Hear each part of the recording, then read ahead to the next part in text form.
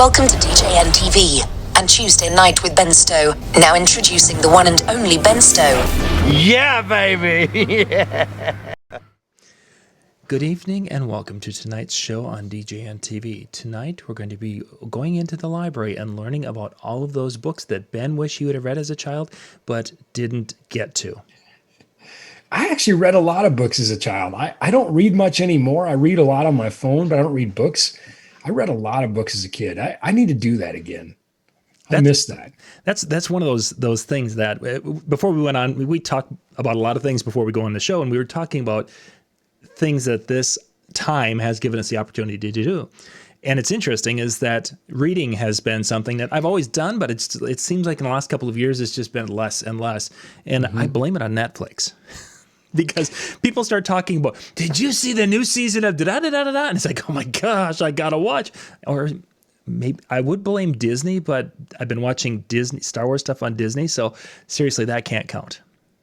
I watch a lot of documentaries too, but I watch a lot of Netflix. I mean, we took a kind of a romp down memory lane with some 80s sitcoms, Quantum Leap and Alf. We've been binge watching NCIS, but of course, I mean, I don't know. I'm all over the map. I'm all over the TV. But no, I used to read. Sometimes I would read a book or two a night as a kid, and I hadn't even really thought about that till you just said that. I thought, yeah, you're right. I used to read a lot.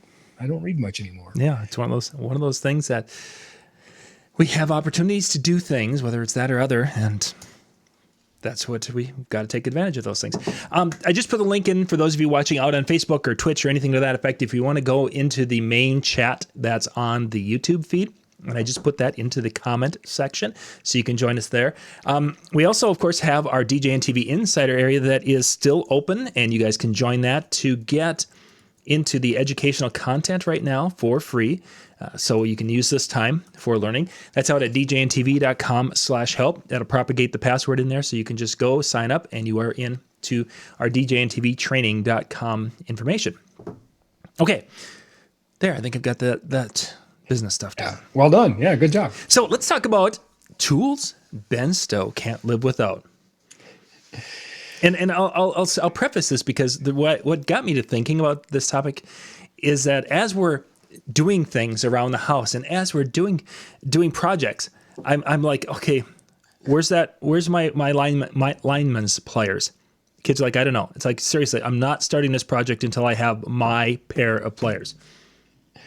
I'm glad you prefaced it. It's too late for me to change because I went and kind of rounded them up. But I will say, I have various toolboxes. I have my fly box, which is basically a toolbox. You've seen it, I think, Yep. the toolbox that I fly with. Yep. And it's, just under the limit for the airlines and about an ounce. And my limit now is 70 pounds. So, imagine carrying that thing through an airport.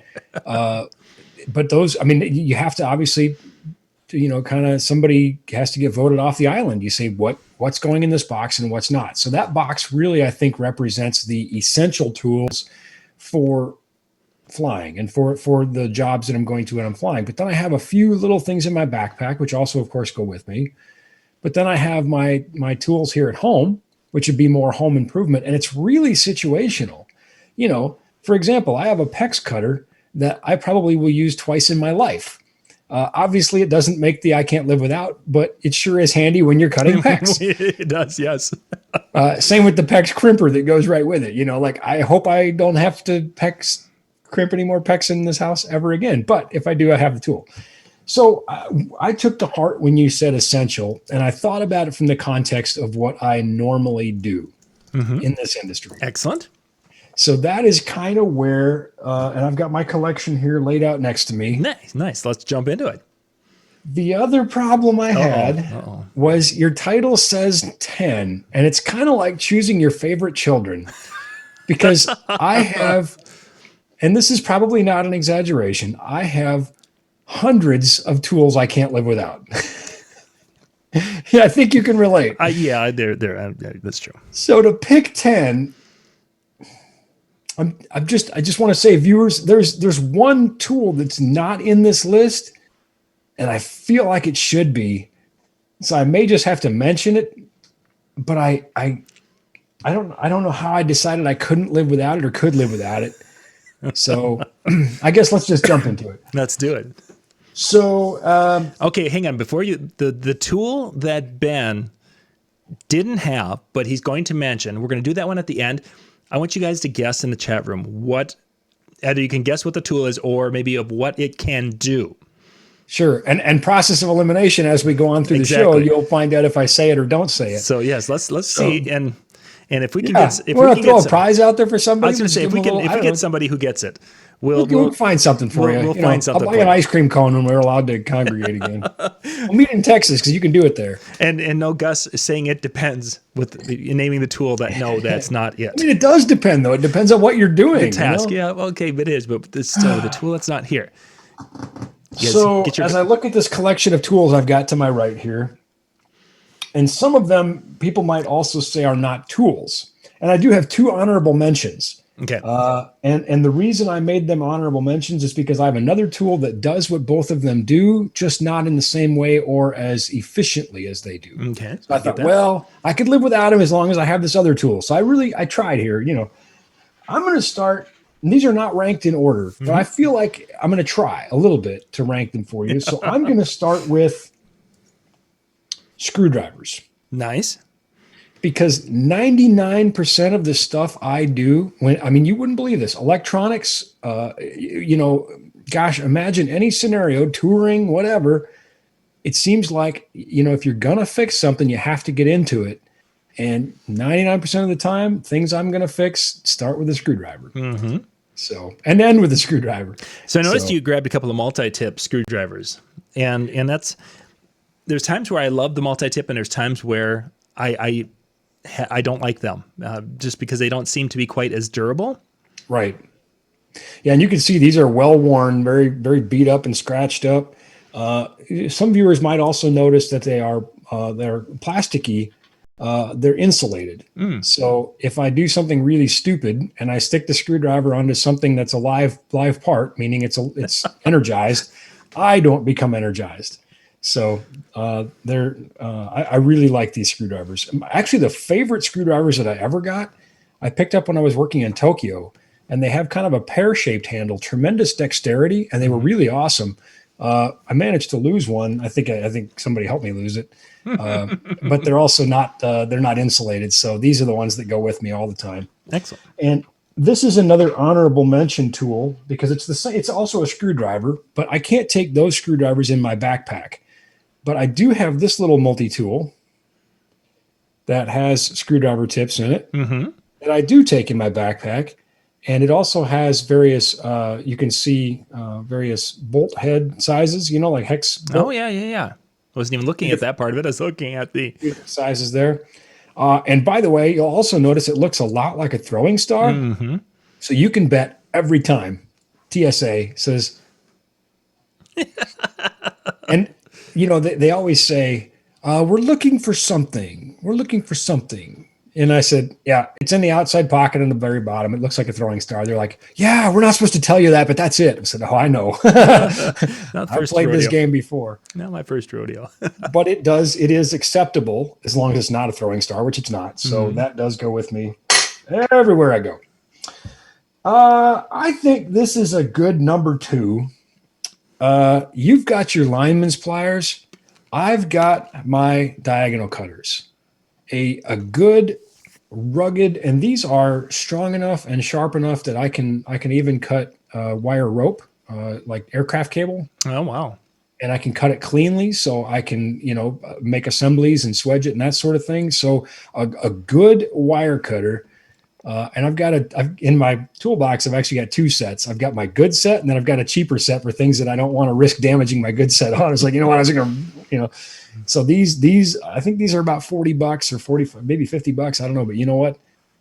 They are tremendous. Love them. Love them. A man and his tools. It's a beautiful thing, right? His wire cutters. And now we're sort of straying into the less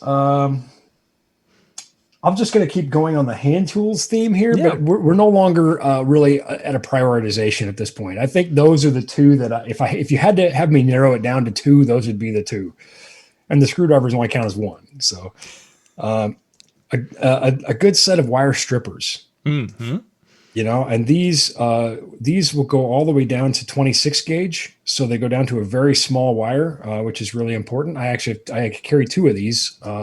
I carry two different sizes, but to be able to go down to something really small is nice. So I can even strip 24 gauge solid copper like a Cat 5 cable, if I need to. And you might say, why would you need to do that? Wouldn't you just crimp a RJ45 end on? Yeah, sometimes, but sometimes it's going into a Phoenix block or something where I need bare copper. So, it depends, right? The RJ45 crimper did not make the list.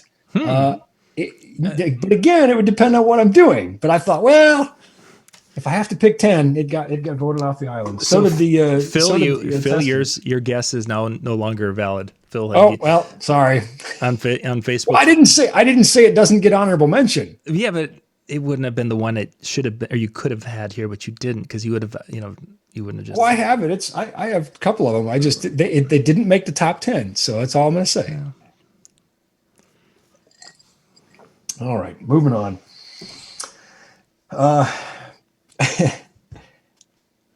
This will probably surprise nobody. I don't know if it's a tool, but it's my list, so I say it is.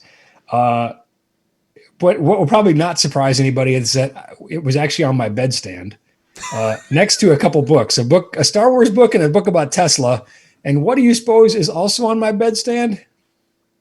Gaff tape. Now, time out. Hold it. Yeah, my sex life is not that exciting. If you're thinking about that's not what it's for. Okay. Honestly, I don't know why I have gaff tape in my bedstand, but you know what? This is me we're talking about. If this was any other person in any other show, that might sound weird, but let's be honest. Gaff tape on Ben Stowe's bedstand is not that weird. So, ironically, I think you're right. That's what I'm saying. You just never know when you're gonna need gaff tape. So, and of course, it's NLFX gaff tape. It's good gaff tape. Yeah, I don't know why it's there, but it's handy, and I keep it there. So, and that took out the about half of the guesses so far of what. And for those of you who are just joining us, where there's one tool that Ben does not have with that he was borderline of being there for this, and we're trying to guess what that is. So, yeah, and I'm already rethinking this, but I'm committed to my 10. But you can see why I struggled with this. Mm-hmm. I'm already rethinking it, but we're just going to keep going with this. I'm going to stick with hand tools, and then we'll move into electronics here a little bit. Sounds good. Tape measure. Yep. This one's cool too. It's got a magnetic part on the end, so it sticks to ferrous things, that sort of thing. But yep, I mean, what's the old saying? Measure once, cut 6 times or 7 times. I believe that was 6 or 7. I don't remember, but whenever I do it, I make sure I cut enough. Yeah. So tape measure, I think, is another one of those essential things. I'm just going to go with things that are closest to me. So I don't know. Again, we can argue about whether or not this is a tool, but I felt it was essential, and it certainly goes with tools. Safety glasses. Yes, and I even keep them in a case. They're very important. I don't share my safety glasses. I don't want to risk any weird, eye diseases or anything. I keep them clean. I keep them in a case. I keep them scratch-free. And it's funny because those who knew me as a kid their minds would be blown that safety equipment is so important to me because I was a very adventurous kid. But I probably have 10 or 12 pairs of safety glasses around the house and in my truck. And I have various forms of hearing protection, which is the next item on my list. And I have a few different styles of hearing protection. These are really nice because they are molded to go in my ear, and they have changeable capsules, and they actually have a flat frequency response. So pretty much what I hear is what the world sounds like, but just attenuated down about 17 dB. And I have different caps that have more attenuation, but then you start to have a non-linear loss. For example, high frequencies maybe are lost more than low frequencies, that sort of thing. Of course, some of those low frequencies, you're almost feeling more than hearing. But so there you go. It's a couple of PPE items. safety glasses, and hearing protection, both very important to me.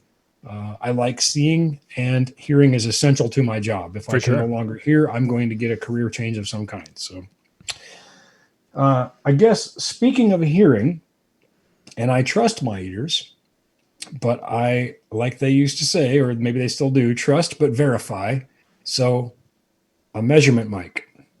And this would be the equivalent. You could substitute this on your list for an RTA, a real-time analyzer, and or a dB meter, because to me, this is both. This plugs into the software that I use, which is smart. There's other good softwares you can use, Systune, that sort of thing. But a good measurement mic, and when calibrated, is a very accurate dB meter, and of course also gives me spectral information so that I can verify that what I'm hearing is real. An important tool.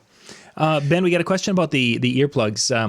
Yes. Is that something that NLFX, you guys sell hearing protection like that, or where did you get those? Or we sell some musicians earplugs, but we don't sell ones that are custom molded. Okay. There are several places that do. I would probably start with your local audiologist, but there are a number of places, and I don't really have any one that I recommend over another.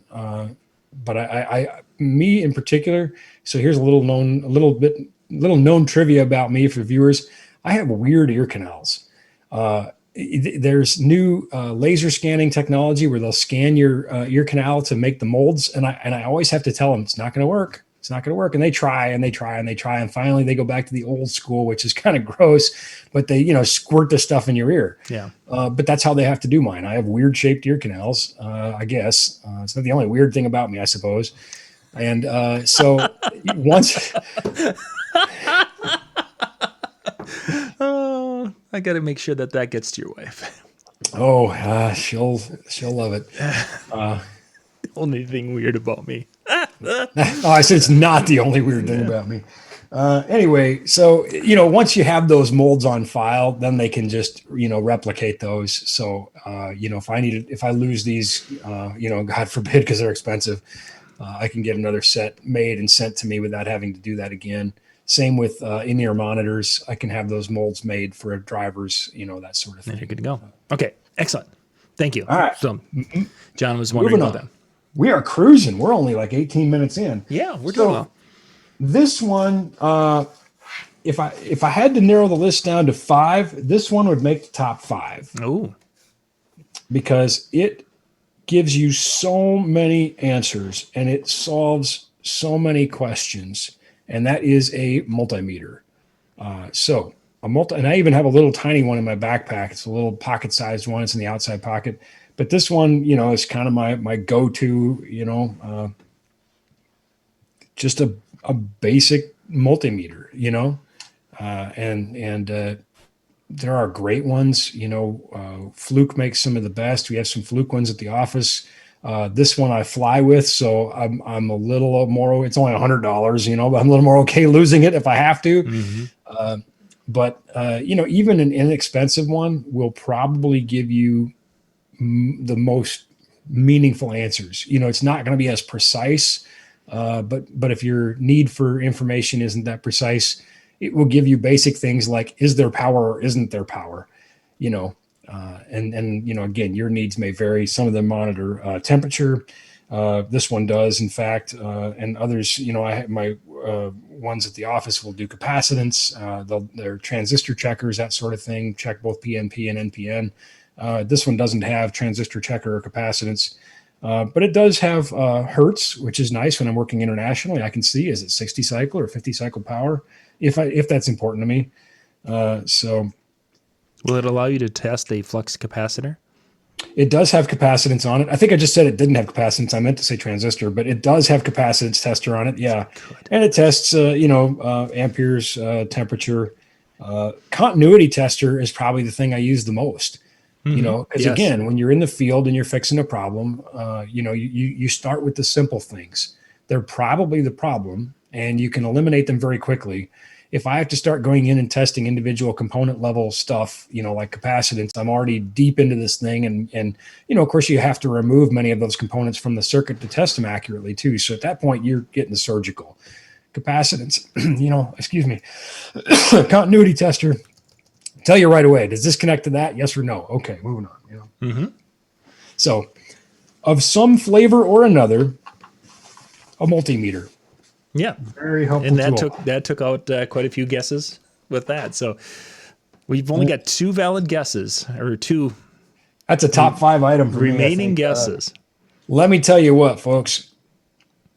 I can't tell you how many times I have been in contact with one of you or one of your peers to try to troubleshoot a problem. Sometimes things go wrong at the worst possible time.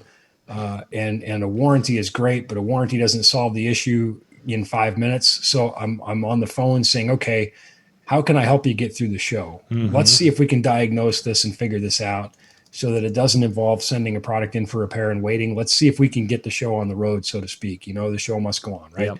And I am appalled and disheartened and disappointed and probably a lot of other big words when I ask if you have a multimeter and you say no.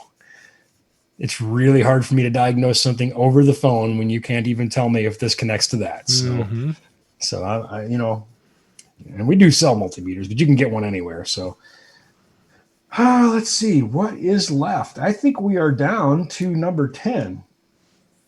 And then my 2 honorable mentions. So number 10 made the list just based on what I'm doing a lot of these days.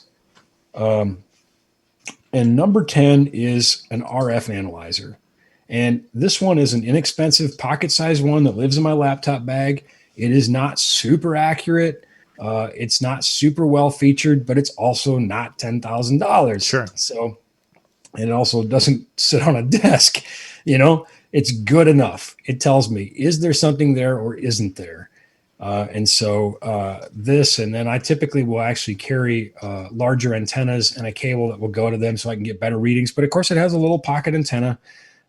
This one tests both 2.4 gigahertz and the most of the UHF range in that, call it 400 to 900. I think it'll actually go down to 240, but I'm really not that interested in anything down there. And so, this connects to my computer, but it also has a screen on it that will show us what's out there. If we can just fire it up real quick, and I'll only do the UHF side here real quick. And folks, you'll find out that in Bemidji, Minnesota, there ain't much there. Wide open. Something else is kind of fun is this antenna is telescoping, and you can change kind of how it receives different frequencies, by the length of the antenna. But anyway, there you can see it's tracking some things. And you can see there is not much there. But let's see, what am I at here? Yeah, 470 to 698. So not much going on. We have one TV station. Anyway, on a computer, it's a lot more detailed. Then I can have the software take care of things like logging, waterfall, heat map, sort of tracking what's happening over time. Are things popping up and going away? If they do, then they might pop back up. So I know to look a little bit more there, and it's just a USB connection to the computer. That rounded out number 10. But again, situationally, there's a lot of situations where I wouldn't need an RF analyzer and something else would be moved onto the list. So my toolbox, which has probably 40 or 50 tools in it anyway, not just 10, is evolving all the time. What kind of a price would a analyzer like that run, ballpark? Less than $200. Okay. They're not very expensive. And again, they're not perfect, or they're just kind of they're good enough. They will tell you if things are there. They're not super sensitive, but it's good enough for almost every application. And the best tool you have is the scan feature on your microphone if it's got one. You probably don't need to go to that level, but again, when I'm going into situations where I've got a lot of different RF products, I've got to mix and match brands. I can't just hit scan. I've got, things all over the spectrum to be able to really pull down a sense of what's in the air and use that to validate database information and start planning for an RF coordination, it's really helpful. And then I've got another, more accurate one that's closer to $1,000 that I'll use when it gets, to a point where that matters, So now when you're doing these football games or you're in these larger stadiums, is that where you use the larger one? Sometimes, depends on, a lot of times I'll still just use the little one. National championship, yeah, I'll bring the bigger one.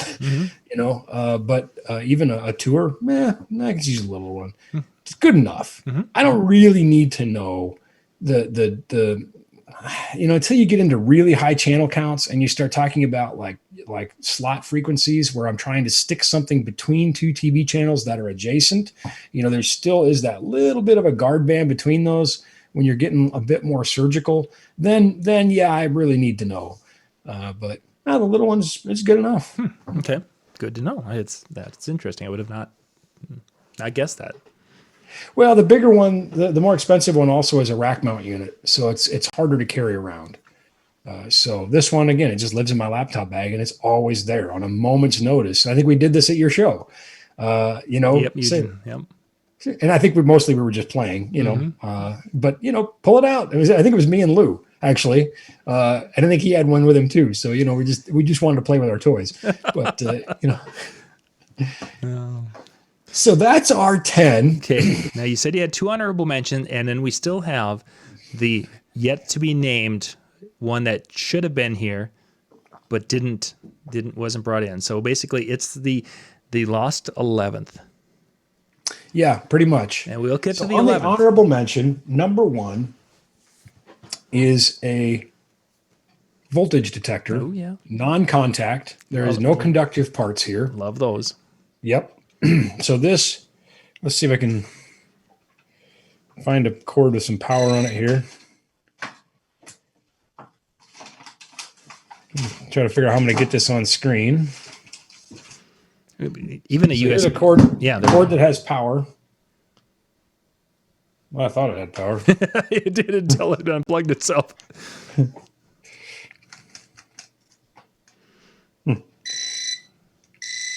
So I don't have to actually touch something metallic.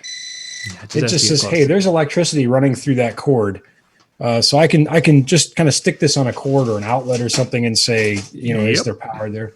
By the way, one of the years that I was in my continuing education for my electrical license, we were talking about testers as a class, and I brought up these, or somebody did.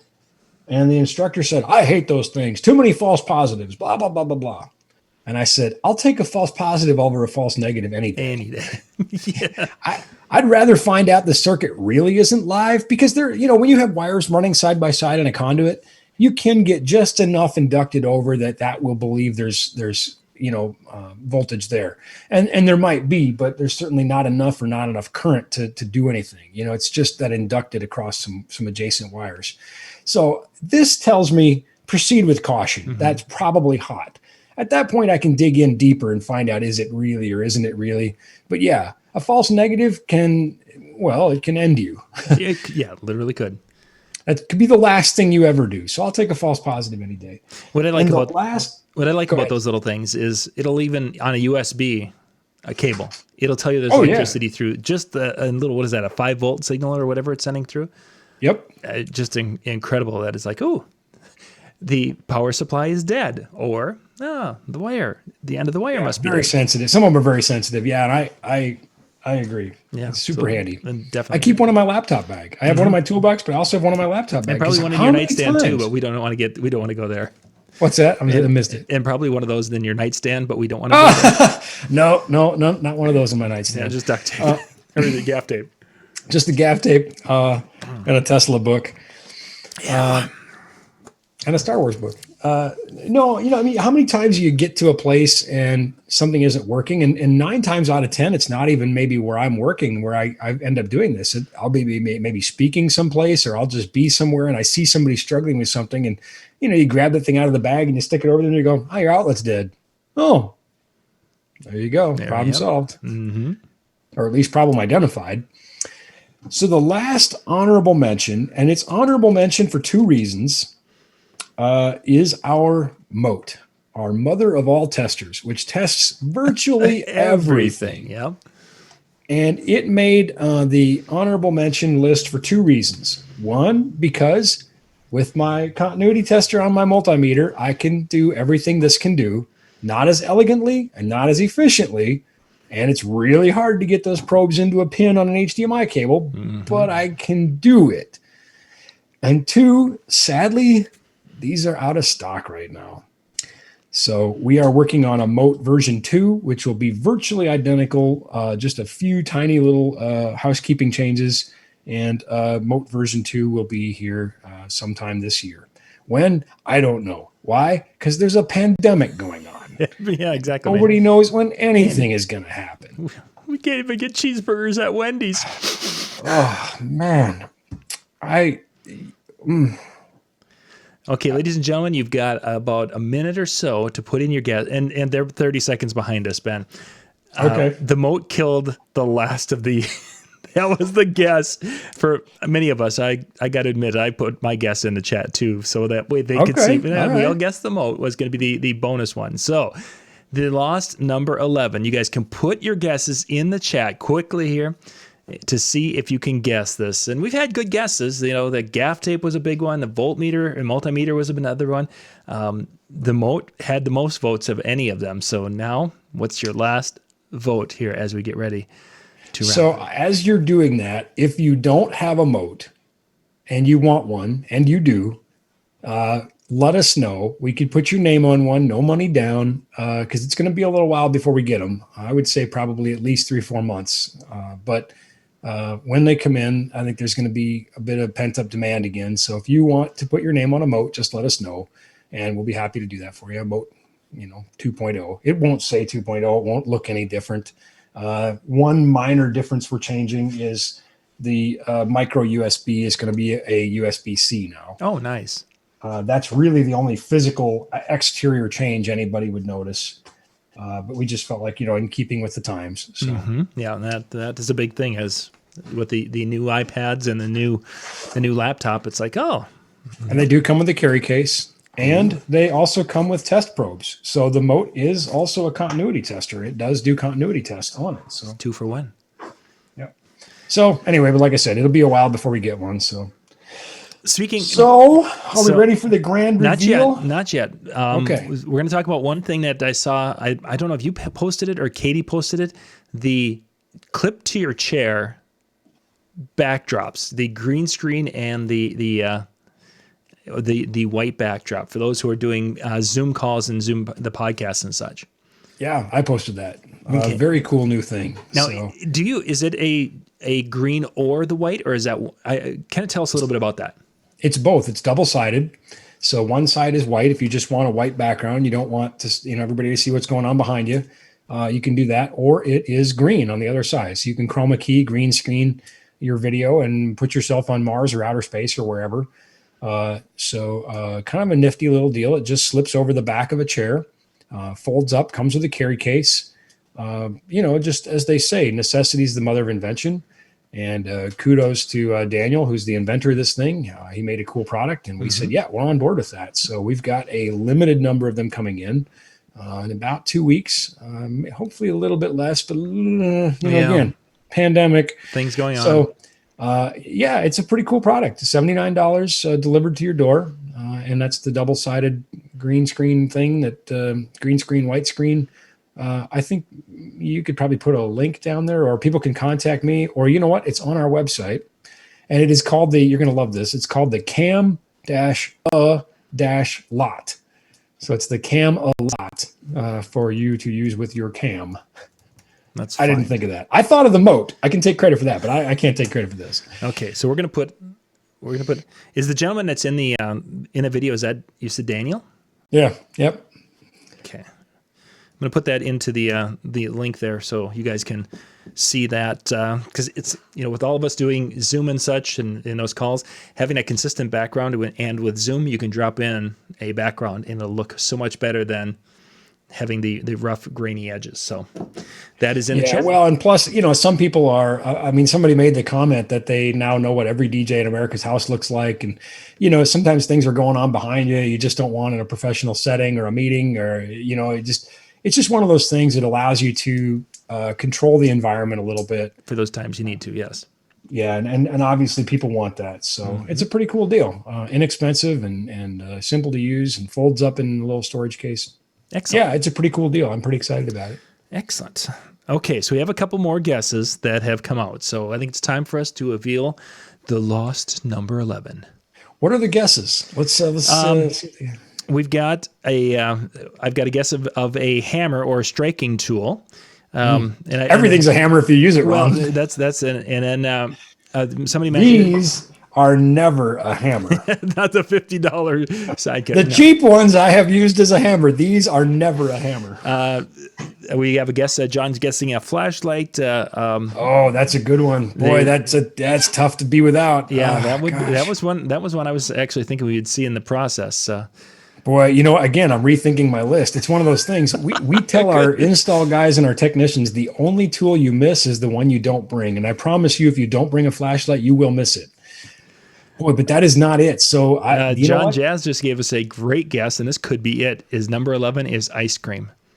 Yeah, it is. No, that's the after. That's after the tools. Yes, that's the after tool. No, boy, flashlight. That's a good one. I should have had that on here I'm pretty sure something would have left to leave a flashlight on the list, but.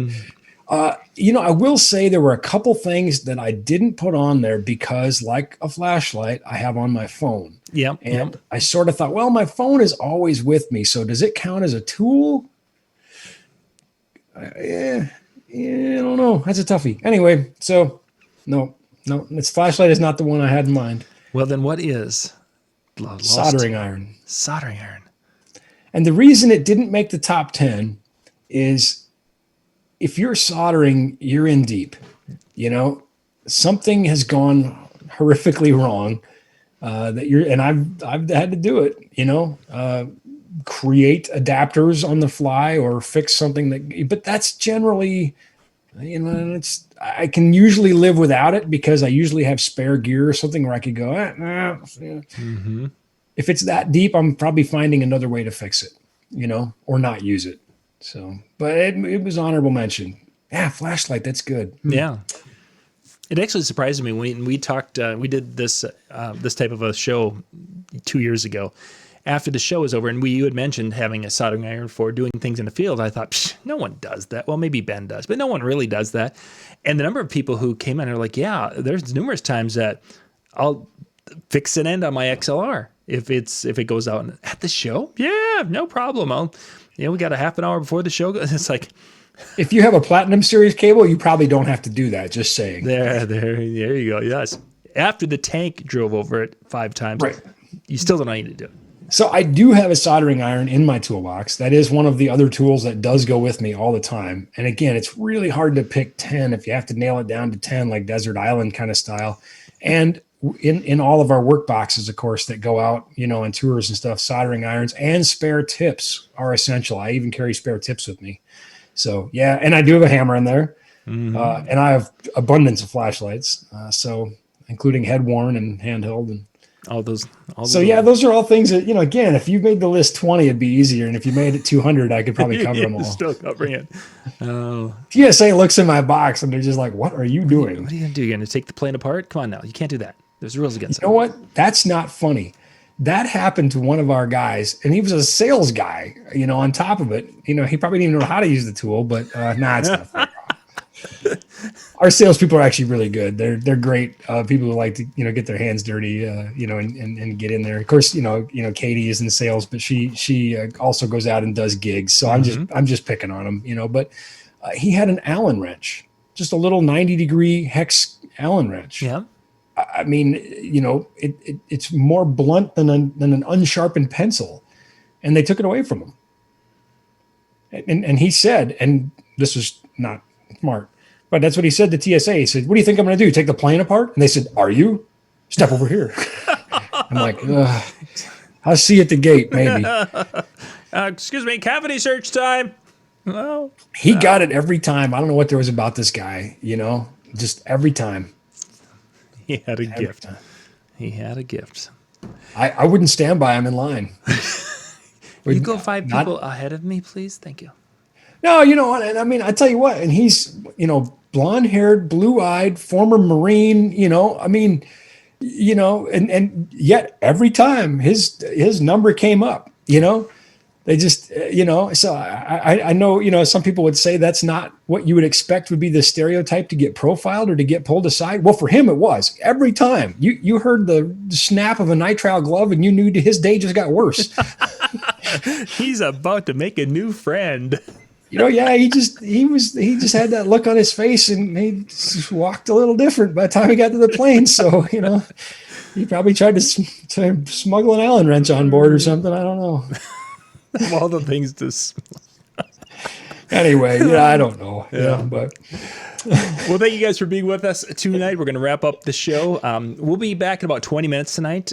Brian and Jay are going to be kind of talking about some of their influencers or people who have influenced them over their career as mobile entertainers, and they're going to kind of dig into that and share some of those people who have been that mentor and influencer to them. So, Ben, thanks much for sharing some of your tools and such. And next time we'll have to talk favorite battery tools.